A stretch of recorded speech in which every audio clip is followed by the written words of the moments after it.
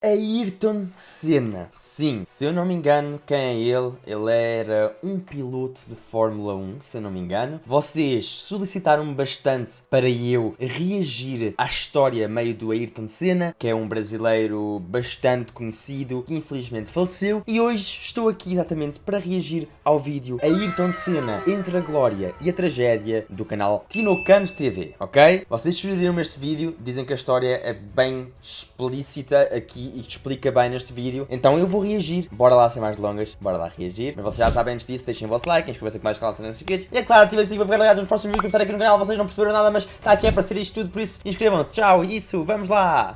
Maio de 1994 estava marcada para acontecer a corrida no GP de San Marino, no circuito de Imola, na Itália. Mesmo que durante essa semana a Fórmula 1 tenha passado por dias assombrosos. Na sexta, o piloto brasileiro Rubens Barrichello sofreu um acidente em um treino, ocasionando em uma luxação na costela e uma fratura no nariz. No dia seguinte, sábado, o piloto austríaco Roland Ratzenberger foi vítima de um acidente fatal quando o aerofólio traseiro de seu carro, peça que mantinha o automóvel estável, se soltou, fazendo-o perder o controle do veículo na curva. O carro saiu da pista e colidiu violentamente contra a barreira de proteção a uma velocidade estimada de 315 km por hora. Essa colisão aconteceu bem na frente de um piloto brasileiro, que, chegando em casa, ligou para sua esposa em choque, dizendo que "eu vi tudo, morreu na minha frente. Sabe de uma coisa? Eu não quero mais correr." Esse piloto era ninguém mais, ninguém menos do que Ayrton Senna, e eu estou-me a arrepiar todo com esta história. Já me comecei a arrepiar e mal começámos a história.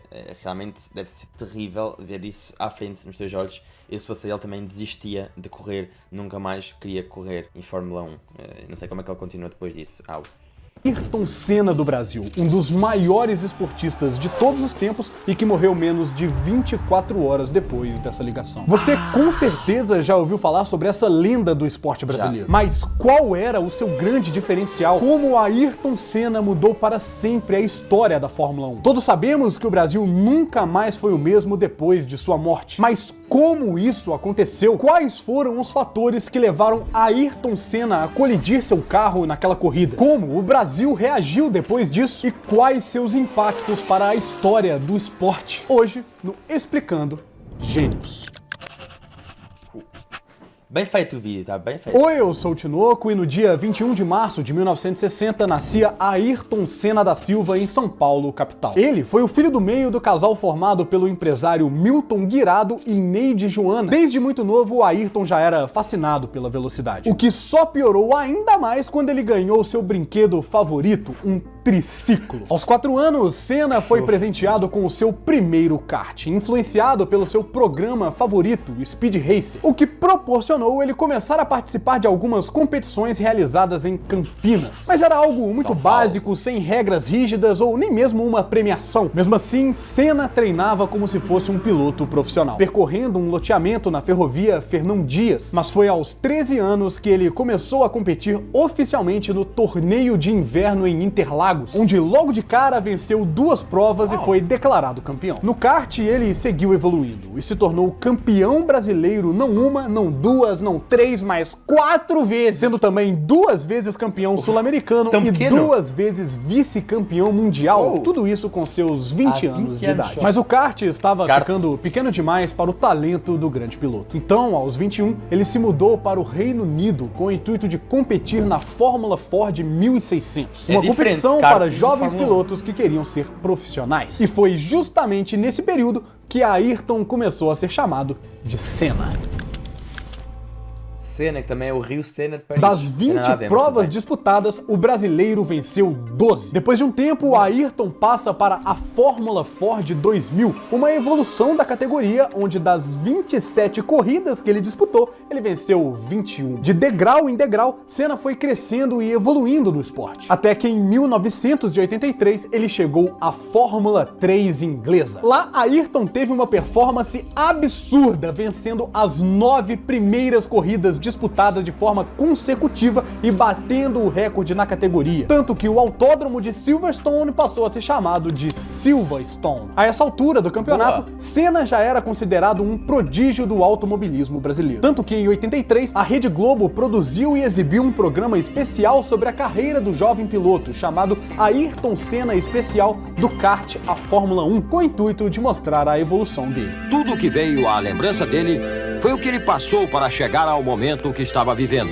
segundos antes de realizar o seu grande sonho. Com sua ótima performance. Realmente é uma grande diferença do kart para a Fórmula 1. Eu, pelo menos, acredito na minha vivência que é um grande salto. Acho que não tem nada a ver kart com Fórmula 1. Ok, os carros são meio que parecidos e tudo, mas se formos a ver tecnicamente é totalmente diferente. E já de ter dado esse salto e com uma idade baixíssima, tão novo, super. E isto aqui, se formos a ver, foi há quantos anos atrás? Foi em 1900 e tal, já foi há mais de 30 anos atrás. Forma-se na Fórmula 3 inglesa, Ayrton começou a atrair os olhares das pessoas por trás da Fórmula 1, a principal categoria do automobilismo mundial. Assim, ele começou a fazer alguns testes em diversas equipes. Testou a Williams, a McLaren, a BMW, mas acabou ficando com a Toleman. Então nós chegamos em 1984, ano em que Ayrton Senna faz sua grande estreia na Fórmula 1, dando o seu primeiro passo para se tornar um dos maiores pilotos de todos os tempos. A primeira corrida de Ayrton Senna aconteceu justamente em seu país de origem, aqui mesmo no Brasil. No dia 25 de março de 1984, no autódromo de Jacarepaguá, no Rio de Janeiro, as pessoas nem tinham ideia, mas aquele jovem piloto brasileiro entraria para a história como uma lenda do esporte. O problema é que o carro em que Ayrton estava competindo simplesmente pifou, obrigando ele a abandonar a prova depois de algumas voltas. A primeira vitória de Senna na Fórmula 1 só aconteceu realmente em 85, quando ele trocou a Toleman pela Lotus. No dia 21 de abril, no autódromo de Estoril, em Portugal, chovia demais. A pista molhada e escorregadia era um empecilho para os outros competidores, mas não para Ayrton Senna. Você já deve ter ouvido falar em sua grande habilidade de correr na chuva, mas isso não era simplesmente um dom divino. Essa habilidade foi conquistada depois de muito treino e dedicação. Após perder o controle em uma corrida de kart quando tinha seus 13 anos por conta da chuva, Senna decidiu que isso nunca mais o atrapalharia. Sua irmã lembra que toda vez que chovia, em vez de ficar choramingando em casa, Ayrton pegava o kart, ia para algum lugar de São Paulo e treinava até o escurecer. Com isso, você consegue perceber um dos principais pilares para Ayrton Senna se tornar um dos maiores da história. Resiliência. A sua dedicação. Eu tenho até aqui em casa uma coisinha muito legal, vou pegar ali. Eu comprei um livro de colecionador que vem com várias réplicas de coisas que ele tinha. Esse aqui é um dos que eu mais gosto, uma réplica da agenda pessoal de Ayrton. Aqui você pode ver a quantidade de treinos que ele fazia por semana. Aqui é o GP de Mônaco, aqui é mais treino, isso aqui é tudo treino, ó. Treino. Aqui nos domingos são o GP que ele tem. E aqui são os treinos que ele faz. A vida dele era isso. Isso é uma das coisas mais inspiradoras nele. Recentemente eu tava buscando aprender mais sobre como ter esse nível de dedicação. E a Alura foi a publicidade! Não estou a pagar. Sua tão sonhada primeira corrida em Portugal. Curiosamente, quem também participou... É interessante saber que o vídeo que estamos a reagir, a primeira corrida que ele ganhou realmente foi em Portugal. Por acaso isso não sabia, é bastante interessante pelo fato de eu ser português. Até estou aqui a representar Portugal com o Benfica, um clube de futebol da Primeira Liga de Portugal. O meu clube também, né? Mas nada a ver. Mas é interessante ele ter ganhado a primeira corrida em Portugal, é realmente impressionante. Participou daquela prova foi Alain Prost, nome que seria conhecido pelos brasileiros como o maior rival de Ayrton Senna. Desde 85, Senna e Prost nutriram uma pequena rivalidade. Mas a situação atingiu o ápice no ano de 1988. Durante a temporada, os dois foram companheiros de equipe pela McLaren, e a dupla levou a melhor em 15 das 16 corridas disputadas. Mesmo assim, Ayrton foi o vencedor com 13 pole positions, 11 pódios e 8 vitórias, sendo esse seu primeiro título no Campeonato Mundial da Fórmula 1. No ano seguinte, quem saiu vitorioso foi Prost, mas houve um incidente no GP do Japão que mudou a história dos dois pilotos para sempre. Senna largou em primeiro, mas logo foi ultrapassado por Prost. A partir de então, Ayrton passou o resto da corrida tentando alcançar seu companheiro. Na 47ª volta, o brasileiro tentou ultrapassar Prost por dentro da curva 130R, mas os dois carros se tocaram e saíram da pista. Instantaneamente, o francês abandonou a prova. Mas Senna não desistiu. Afinal, ele precisava dessa vitória para ter ter chance de vencer a temporada. Algumas voltas depois, Senna ultrapassou o piloto italiano Alessandro Nannini e conquistou o primeiro lugar. No entanto, antes que ele pudesse subir ao pódio,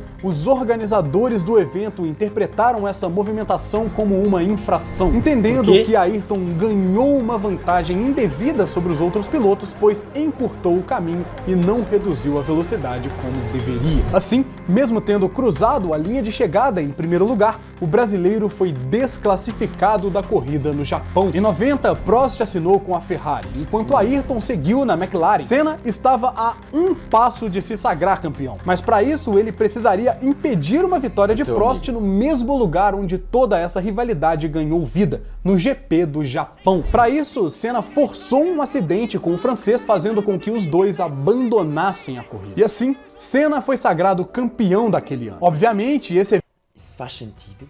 Ele fez um acidente de propósito para os dois saírem e ele conseguir ganhar. Porque ele devia ter ganhado outras coisas antes, então se o outro não ganhasse, ele ganhava. E os outros que estavam atrás estavam com pontos muito atrás, então mesmo que os outros ganhassem, não ganhavam. Será que é isso? E ele fez de propósito para os dois terem um acidente? Eu não entendo de Fórmula 1. Fórmula 1 e eu nunca interessei por Fórmula 1, nunca vi Fórmula 1. Só vi assim vídeos, mas nunca parei para ver uma coisa inteira de Fórmula 1. Mas uau, fazer um acidente só para ganhar, isso é... E eu estou a achar, eu ainda não vi o resto do vídeo, mas estou a achar que essas coisas, essas mortes que aconteceram seguidas, foi sabotagem. Foi sabotagem e não foi realmente acidentes. Eu acho que foi sabotagem. Mas quem sou eu? Isto é as minhas teorias da conspiração, né? Digam também se acham que é teoria da conspiração. Comentem aqui em baixo e compartilhem este vídeo com os vossos amigos para eles também saberem um pouco mais da história do Ayrton Senna, né? Mas eu acho...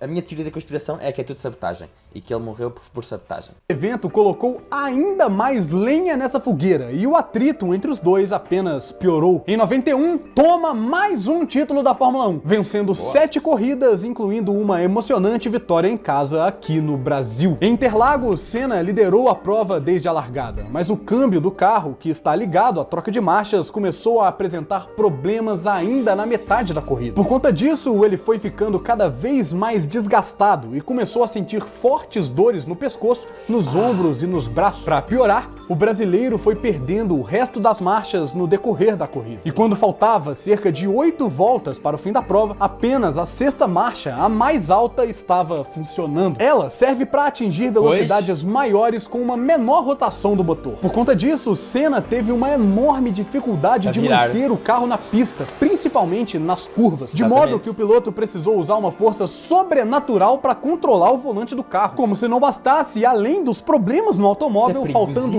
2 voltas para acabar a corrida, começou a chover no GP de Interlagos. O que poderia ser um problema para todos os pilotos, menos para Ayrton Senna. Tá chovendo! As gotas caem ali, na câmera colocada no carro de Senna. Vem pra reta! Vai pra vitória! Ferrari Rinaldi! Ayrton! Ganhou ainda! Uau! Com chuva, tudo partido, ainda ganhou. Ok, isto aqui foi bastante coisa. É que ele ainda ganhou, ainda conseguiu ganhar, mesmo as marchas não funcionando, se ter de estar na marcha mais alta, que é a velocidade mais rápida, né? Com chuva e fazer aquelas curvas. Ok, isso aí realmente é preciso ter muita habilidade e muito treino para conseguir fazer isso. Eu não conseguia nem dar partida no carro. Essa foi uma das provas mais insanas da carreira do brasileiro. Ela foi tão desgastante que Senna precisou de ajuda para sair do carro e para poder comemorar sua primeira vitória no Brasil. Fazer a sua festa, o seu momento de glória, o momento que ele esperou, sonhou, alimentou esperanças que curtiu. Pelos 2 anos seguintes, ele seguiu na McLaren. Em 92, Senna ficou em 4º lugar e em 93 foi vice, perdendo justamente para Alain Prost. Mas foi em 1994 que tudo mudou. O ano que entrou para a história. Depois de uma longa negociação, Ayrton Senna assinou com a Williams. Na época, a equipe era dominante graças ao seu carro tecnologicamente avançado, especialmente com sistemas como suspensão ativa, controle de tração e transmissão semiautomática. Eu quase nem as vi depois de 2 voltas, mas as Williams estão no outro planeta. Senna estava ansioso para competir com seu novo carro, mas suas primeiras corridas com a Williams parecia predestinar alguma coisa. A abertura do campeonato aconteceu em Interlagos, no Brasil. Brasil. Ayrton saiu na pole position, mas perdeu o controle na 55ª volta e teve de abandonar a corrida. Na segunda prova, no Japão, mais uma vez Senna não concluiu, já que ele foi atingido por Mika Häkkinen logo na primeira curva, abandonando a prova imediatamente. Essas duas sequências de abandonos fez a pressão sobre os ombros de Ayrton aumentar ainda mais. Além disso, nessa semana aconteceu tudo aquilo que eu disse no começo do vídeo. Rubens Barrichello sofreu um acidente e Roland Ratzenberger foi vítima de uma colisão fatal. Assim, a última noite de vida de Ayrton Senna foi agitada. Não saía da sua cabeça os dois acidentes que ele tinha presenciado. No domingo, 1º de maio de 1994, assim que Ayrton chegou no circuito onde iria acontecer a corrida, ele foi diretamente falar com os pilotos Gerhard Berger e Nick Lauda. No papo, o brasileiro deixou claro seu desejo por mudanças na Fórmula 1, dizendo que é preciso agir com rapidez e tomar decisões sobre a segurança, mesmo que isso envolva confronto, mostrando assim a sua clara preocupação com a falta de segurança nas pistas. Após concluir a volta de aquecimento antes da corrida começar, Ayrton se dirigiu aos jornalistas e disse uma frase considerada premonitória: a Fórmula 1 não voltará a ser a mesma depois desse fim de semana. Provavelmente se referindo aos dois acidentes que tinham acontecido com o Barrichello e Ratzenberger. Enfim, a corrida no GP de Imola iniciou, com um acidente envolvendo o piloto finlandês JJ Leto e o português Pedro Lamy. Os destroços do impacto acabaram ferindo 9 pessoas que estavam nas arquibancadas. Depois do incidente, logo na largada, a prova foi reiniciada e Senna saiu na primeira colocação, seguido do alemão Michael Schumacher. Na 7ª volta, Ayrton perdeu o controle da Williams FW16 e se chocou com o muro da curva Tamburello, atingindo a muralha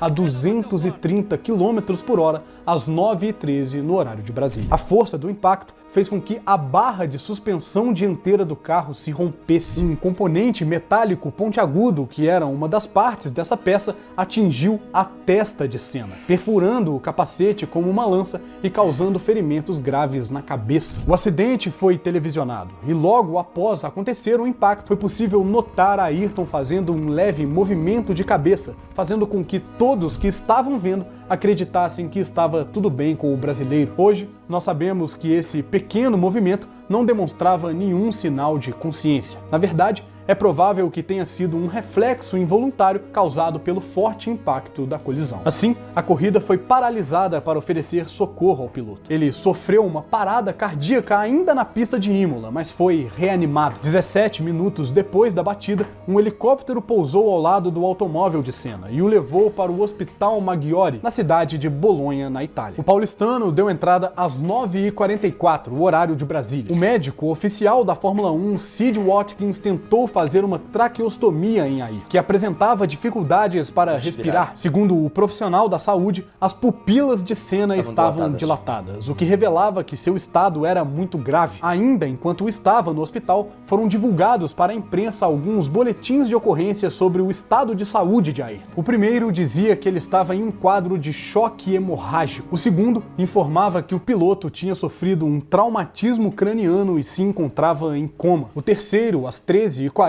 no horário de Brasília, informava a trágica notícia que ninguém queria ouvir: a de que o tricampeão mundial Ayrton Senna do Brasil havia falecido aos seus 34 anos de idade. Todos que estavam vivos nesse fatídico dia se lembram com clareza desse momento, quando o jornalista Roberto Cabrini entrou no plantão da Globo dizendo uma frase que seria eternizada na memória do povo brasileiro. Uma notícia que a gente nunca gostaria de dar. Morreu Ayrton Senna da Silva.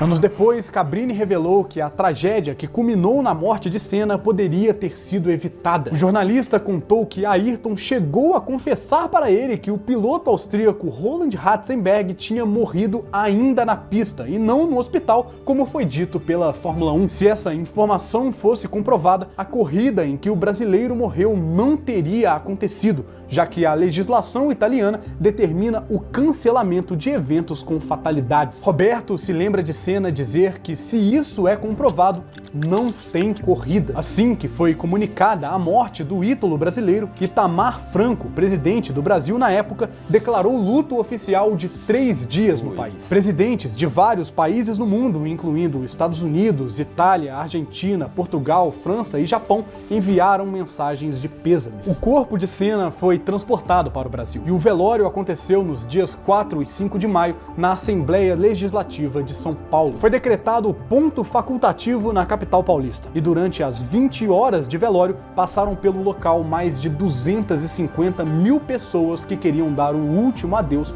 a Ayrton. O sepultamento aconteceu no cemitério do Morumbi, na zona sul da capital paulista. Mas as coisas não poderiam ficar assim. Alguém precisava ser responsabilizado pelo ocorrido.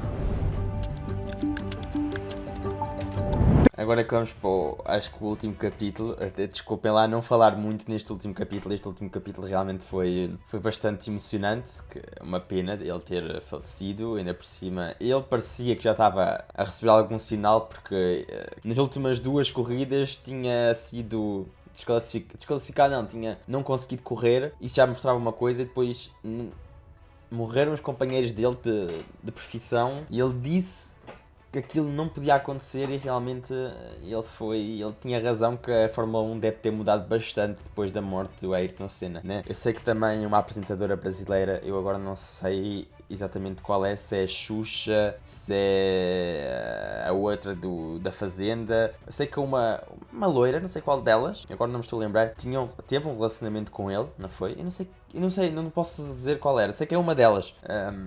Mas a única coisa que eu sabia do Ayrton Senna, realmente não sabia do resto dos fatos, e ainda falta um capítulo, as responsabilidades. Bora lá ver, desculpem lá se eu não falar muito, mas é bastante complicado. Entrei na história e estou realmente bastante interessado em saber a história, então nem falei muito aqui, né? Mas sigam-me nas redes sociais e fiquem ligados aqui todos os domingos às 2, 3 da tarde Brasil, 6 da tarde Portugal, ok? Mas bora lá para o último capítulo, para o resto do vídeo que falta, e desculpem lá. Está um pouco, eu arrepiei-me todo, eu sei que me arrepiei todo, enquanto ele começou a falar da morte eu arrepiei-me todo. Isto aqui realmente eu não consigo falar destes assuntos, bastante tristes. 3 anos após o óbito de Senna, a justiça italiana indiciou Adrian Newey, Frank Williams e Patrick Head, que eram respectivamente o projetista do carro, o dono da equipe e o diretor técnico da Williams na época. O que foi entendido é que o acidente do brasileiro foi causado por uma quebra na coluna de direção do automóvel, que teria se rompido devido a uma solda mal feita. A investigação apontou que essa modificação poderia ter contribuído para a perda de controle do carro, resultando na colisão fatal. No entanto, após uma série de julgamentos e apelações, todos os indiciados foram eventualmente absolvidos de qualquer responsabilidade criminal pela morte de Senna. Em 2007, foi iniciado um novo julgamento do caso, no qual foram apresentadas provas conclusivas de que o acidente realmente ocorreu devido a uma falha na coluna de direção, fazendo o Ayrton perder o controle do automóvel. Constatou-se que o acidente só ocorreu porque a manutenção do veículo foi mal executada pouco antes da corrida começar. Assim, Patrick Head, diretor técnico da equipe Williams e o responsável por construir o carro que Ayrton utilizou no dia da sua morte, foi condenado por homicídio culposo. Mas o homem não cumpriu a pena porque haviam se passado 13 anos e então o crime prescreveu. Depois do acidente de Senna, foram feitas diversas alterações no que diz respeito à segurança da Fórmula 1. Hoje, os carros contam com estruturas que protegem o piloto da cabeça aos pés. O bico, as laterais do cockpit e a traseira possuem reforços que absorvem o impacto em caso de colisão. Também foi criada uma nova barreira chamada de Tech Pro, que agilizou o atendimento a pilotos acidentados e ampliou as áreas de escape e proteção nas pistas. Antes de sua morte, Ayrton pediu por limitação de velocidade nas áreas de boxe, onde as equipes se instalam e realizam as paradas dos carros durante a corrida. O objetivo do piloto foi atendido, e atualmente o limite é de 80 km por hora, com exceções como Mônaco, onde o limite é 60 km devido à pista mais estreita. Após Senna, a competição ficou 30 anos sem acidentes fatais. O último foi do francês Jules Jules Bianchi no GP do Japão em 2014. Ayrton Senna mudou para sempre a história de um esporte e de um país como um todo. Não é à toa que, depois de sua morte, o número de bebês registrados com o nome Ayrton quadriplicou. Durante as 11 temporadas que ele fez parte da Fórmula 1, Senna acumulou 3 títulos, 2 vice-campeonatos, 41 vitórias, 65 pole positions de 80 pódios. Sendo que até hoje ainda há recordes dele que ninguém conseguiu superar. Por exemplo, o de maior número de vitórias em Mônaco, o recorde de classificações seguidas no top 10, poles consecutivas num único GP e largadas consecutivas na primeira fila. Os pilotos que vieram depois de Ayrton reconhecem a sua importância. Lewis Hamilton, campeão mundial por 7 vezes, sempre o citou como uma referência, assim como Charles Leclerc e Pierre Gasly. Seu jeito icônico e único de pilotar uniu uma nação que se juntava aos domingos para ver a grande lenda das pistas. Faça chuva ou faça sol, Ayrton sempre dava um show mostrando a verdadeira garra de um brasileiro. A prova disso é que em 2012, o jornal britânico BBC lançou uma lista dos 20 maiores pilotos de Fórmula 1 de todos os tempos e colocou Ayrton Senna em primeiro lugar, dizendo que nenhum piloto na história da Fórmula 1 se dedicou mais ao seu esporte e deu mais de si na busca incessante pelo sucesso. Uau, ok. Meio que veio uma lágrima aos olhos. Ele realmente mudou o esporte em si e um país inteiro. Se vocês viram, desde lá, há 30 anos, só houve um acidente mortal em 2014. Isso aí, aquilo que ele queria, que ele sempre disse, pelo que este vídeo mostrou, ele sempre disse que precisava de mais segurança na Fórmula 1 e realmente foi feito isso depois de, infelizmente, ele falecer. É uma história que eu realmente não sabia. Eu tenho a certeza que a história é muito mais longa, muito mais interessante, e ele aqui só resumiu meia história em 20 e tal minutos. Mesmo assim já deu para entender várias coisas e entender o profissional que ele era, a dedicação que ele tinha, a resiliência que ele tinha no que fazia e como ele disse, até hoje não se há assim nenhum piloto que seja tão bom como ele. Os que estão falados aqui na atualidade é o Leclerc e o Milton é o furacão que passou pelos Estados Unidos, o Lewis Milton, eu não sei o nome deles, eu não vejo Fórmula 1, mas conheço esses, de ouvir falar assim pela internet, mas que esses nem chegam aos pés do Ayrton Senna. Do Ayrton Senna, acho que, como vocês viram, ainda ninguém conseguiu bater os recordes dele, e já faz 30 anos que ele faleceu, e desses recordes, e mais ninguém conseguiu bater esses recordes. É impressionante como pessoa. Impressionante como brasileiro, a dedicação que brasileiros têm, a história de tantas pessoas importantes no Brasil. O Brasil é realmente um país que forma pessoas extraordinárias, é por isso que eu adoro tanto o Brasil. Mas uau, obrigado, gostei bastante de saber mais da história dele. Eu acho que ele faz parte da história do Brasil, então conhecer o Brasil também é conhecer a Ayrton Senna. Ele, de certa forma, fez parte da história do Brasil. Muita coisa, quase chorei aqui, muitas emoções, mas ok, boa pessoal. Este foi o vídeo, espero imenso que vocês tenham gostado. Aqui vai ter outro vídeo bastante bom para vocês verem. E aqui a minha carinha para inscrever-se no canal, ok? Por isso inscrevam-se e vejam outros vídeos. E deem mais sugestões de outras histórias assim, de pessoas impressionantes para eu reagir, ok? Mas então, o vídeo de hoje foi este e foi. Até ao próximo vídeo. Tchau!